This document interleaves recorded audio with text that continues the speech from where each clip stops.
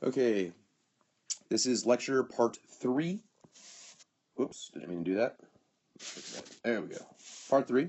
And we're going over cellular energy, photosynthesis, and cellular respiration. And before we get into photosynthesis respiration, we have to go over cell energy. And if you remember me talking about this a lot, the energy molecule for your cells is this right here. It is adenosine triphosphate. If you want to be simple, just call it ATP for short. And the reason why ATP is important is you're going to see this in just about every single textbook. They're going to refer to it as the energy currency for your cell. And currency means money. So the analogy they're using is if you want energy, you must have ATP. Just like if you go to a candy store, if you want to buy candy, you must have money. Well, if you want energy, you must have ATP. And if you're wondering how exactly does this molecule provide us with energy, well, that energy is actually stored in the bonds of these phosphate groups, okay? So adenosine triphosphate, you have the 3 phosphate groups. And the energy that your cell is going to use is not in the phosphate. It's in the bond, okay? So the reason why your cell wants to have adenosine triphosphate, wants to have the 3 phosphates there, is in between the second and third phosphate group, in between the second and third, that bond right there, there is a lot of energy. There's a ton.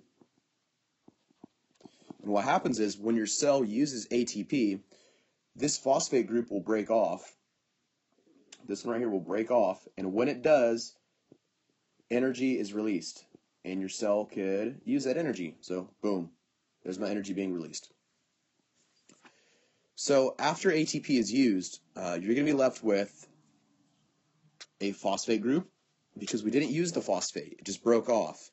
We're using the energy that's trapped in the bond between the second and third.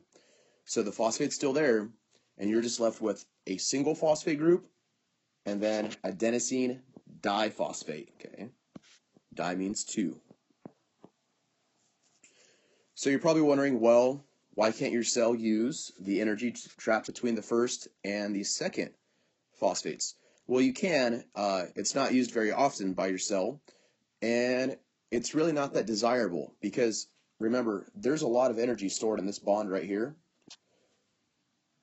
but there's not that much. There's some energy stored in that bond, but just not a lot. So it's really not worth the while for your cell to go through the work. And when you're looking at this bond between the first phosphate and the ribose group, there's only a little bit of energy. It's not much at all. So again, ATP is the biggest bang for the buck. The energy is stored between the second and third phosphate bonds. After it's used, you're left with a phosphate group, and you're left with ADP. And what ends up happening is when you eat food, you can replenish this ADP back to ATP by reattaching this phosphate group. And that'll happen when you eat food or consume more energy. And next we go into photosynthesis. And photosynthesis is the process where plants are going to take in water, they're going to take in CO2, okay? And to be specific, 6 molecules of water and 6 molecules of CO2. And with the help of sunlight, okay, so they take in water, they take in CO2, and with the help of sunlight, they're going to make glucose. And if you remember, the chemical formula for glucose is CH6 so C6H12O6. And they're also going to make 6 molecules of oxygen, or O2, okay? So this plants don't breathe in oxygen. Plants must take in CO2. That's what they use. And they're also going to take in water. Now what's going to happen, the carbon from the CO2, the hydrogen from the water, and the oxygen is going to get rearranged, and it's going to make glucose, okay? And glucose, you could tell, is a sugar because it ends in an ose. Anything that has the suffix ose is a sugar, okay? And plants could use this glucose for energy, or they could also use that glucose to build their cell walls, because remember, cellulose is a polymer made up of glucose, okay? But the main reason for plants to go through photosynthesis is they're going to store energy. The whole reason plants go through this whole hassle of taking in water, CO2, sunlight to make sweet tasting glucose and refreshing oxygen for us is to store energy. And that energy from the sun is going to be stored in this glucose molecule, okay? So plants go through photosynthesis to store energy. Now we don't photosynthesize. We don't go through photosynthesis. Instead, we take it from the plants, we take the glucose from the plants, and we go through respiration, and the whole process for respiration is to release that energy. So if you look at this athlete right here, who's obviously using a lot of energy, what is he doing? How's his breathing going? He's constantly taking in lots and lots and lots of oxygen. So in cellular respiration, this is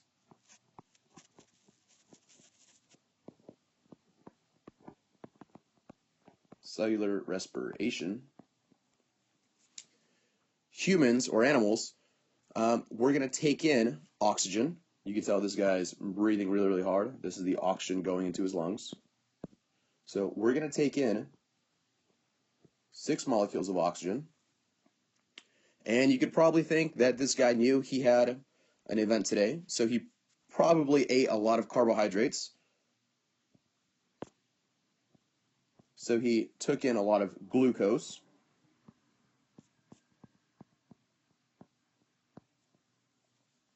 So this guy took in oxygen. He already took in a bunch of glucose, and when he's breathing out, he's going to let out, okay, that's him breathing out, he's going to let out carbon dioxide. So that's 6 molecules of CO2, and he's also going to produce some water, 6H2O, okay? And all of this stuff is happening in his cells, in his mitochondria, okay? You've always heard the mitochondria, powerhouse of the cell. Well, the reason why they call it the powerhouse of the cell is because this is where respiration takes place. This is where your cell takes in that glucose molecule and releases that energy that's stored in there, okay? Conversely, in the plant, photosynthesis takes place in the chloroplast, okay? So the chloroplast is where photosynthesis happens. The mitochondria is where cellular respiration happens, okay? But again, the biggest thing that I want, the connection I want you guys to make is respiration. The whole purpose is to release energy. Photosynthesis, the whole purpose is to store energy. And if you look at the equations, let me change this real quick.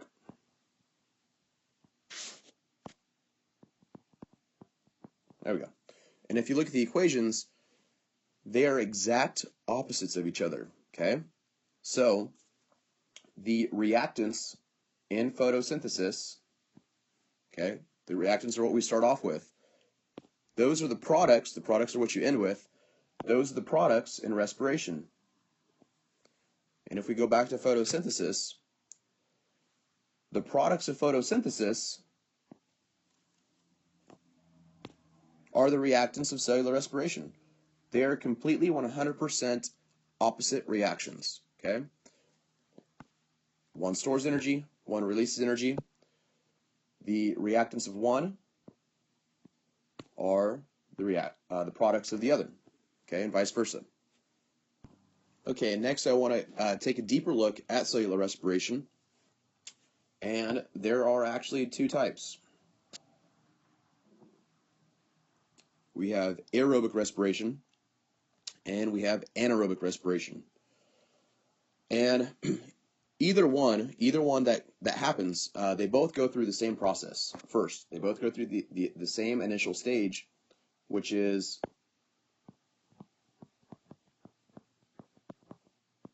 glycolysis. Okay, so both anaerobic and aerobic go through glycolysis. That's something they have similar. Okay, and what happens in glycolysis? Well, glyco, that's going to go for glucose, and then to lyse means to split something. So in glycolysis, you're actually going to take glucose and you're going to split it. And when that happens, that's going to release a little bit of energy. Your body could actually use that energy to make 4 ATP. So you will make a total of 4 ATP. Let me write that right here.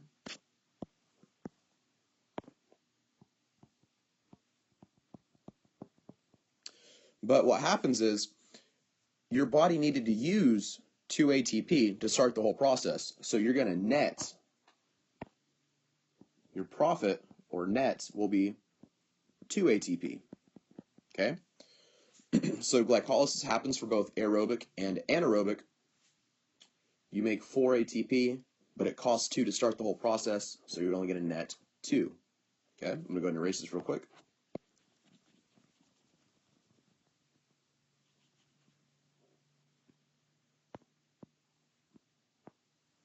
Now when we look at the differences between aerobic and anaerobic, well, for aerobic, you must have oxygen.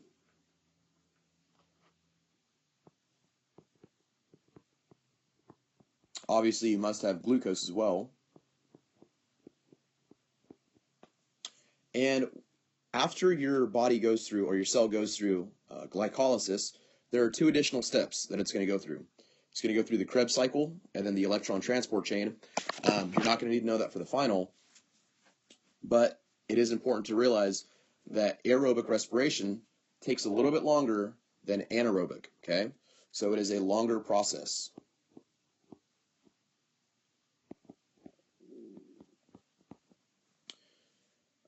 At the end of the electron transport chain, it's going to make a total of 38 ATP. Okay, so it's going to make a good amount of energy, but it takes a little bit longer to make that ATP. Now, when we look at anaerobic respiration occurs when you don't have enough oxygen. So, no oxygen. You're probably thinking, when would that happen? Well, that happens when you're doing physical exercise. When you're exerting yourself past your limits, your heart rate goes up, you start breathing more, and the whole reason for that is your cells are saying, hey, we need more oxygen, so you're breathing in more oxygen, trying to keep up with the amount that you're using, and it just can't happen, okay? So there is no oxygen present. You still need to use glucose, you still must have glucose, and in anaerobic respiration, it's going to go glycolysis. This is the step. To a second one, that is fermentation. And in fermentation, your cell is going to produce a byproduct, and that byproduct is called lactic acid. And if you ever worked out to the point where you exert yourself and you start feeling that burning sensation, your muscles start to feel heavy, and it's just really, really hard to continue, it's really, really painful, that is the lactic acid buildup in your cells, okay? And in glycolysis, you only make 2 ATP, so that's how much is made in anaerobic respiration. But it's better to have some than none, right? It's better to continue to make a little bit of ATP than no ATP. And another thing about anaerobic respiration is it's a faster process.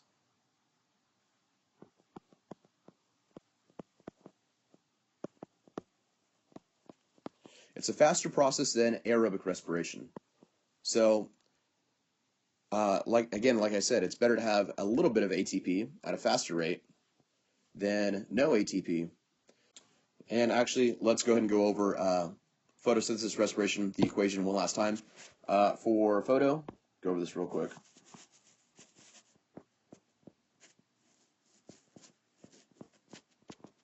Photosynthesis, plants are going to take in 6 molecules of water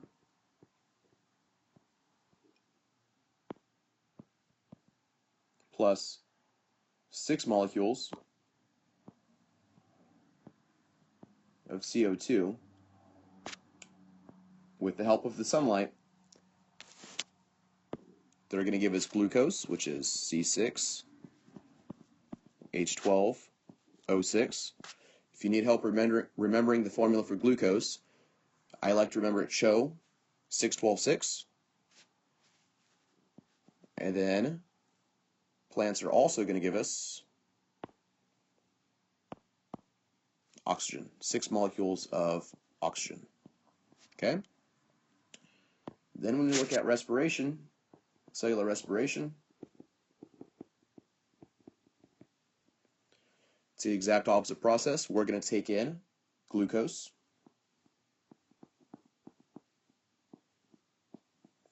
we're also going to breathe in 6 molecules of oxygen, and we're going to produce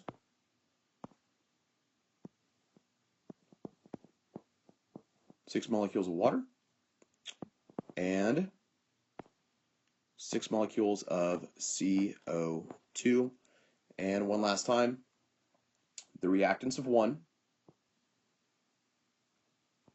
are the products of the other. The products of one are the reactants of the other. Exact opposite processes. Photosynthesis, what are we doing? We're taking energy from the sun and we're storing that energy. Respiration, what are we doing? We are releasing that energy to help us make more ATP. Okay? That was it for this lecture, and I hope that was helpful.